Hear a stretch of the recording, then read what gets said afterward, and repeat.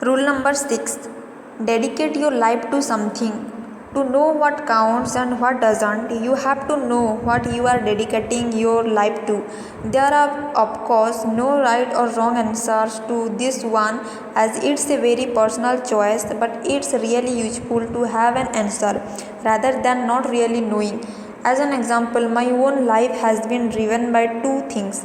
First, someone once told me that if my soul or spirit was the only thing I was likely to be taking with me when I went, then it ought to be the best thing I had. Second, my curious upbringing.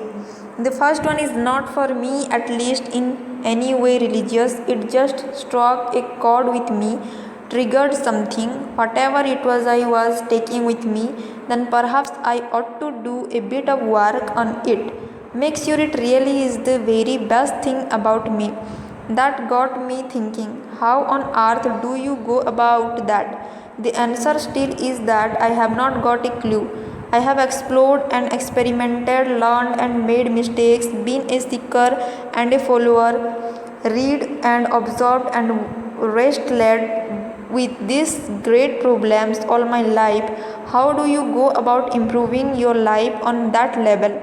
I think the only conclusion I have come to is to live as decent a life as possible, to go through causing as little damage as possible, to treat everyone with whom you come into contact with respect and dignity. It's something to dedicate my life to, and it works for me. And how can my curious upbringing cause me to focus on what I am dedicating my life to? Well, having had a dysfunctional upbringing and having chosen to let it motivate me rather than affect me, I am acutely aware that many people also need to throw off that feeling of being badly affected by what has gone before. This is what I dedicate my life to. Yes, it might be crazy. I might be crazy, but at least I have something I can focus on, something for me that counts. Now, none of this is big stuff, and by that I mean I don't go around with this emblazoned on my forehead.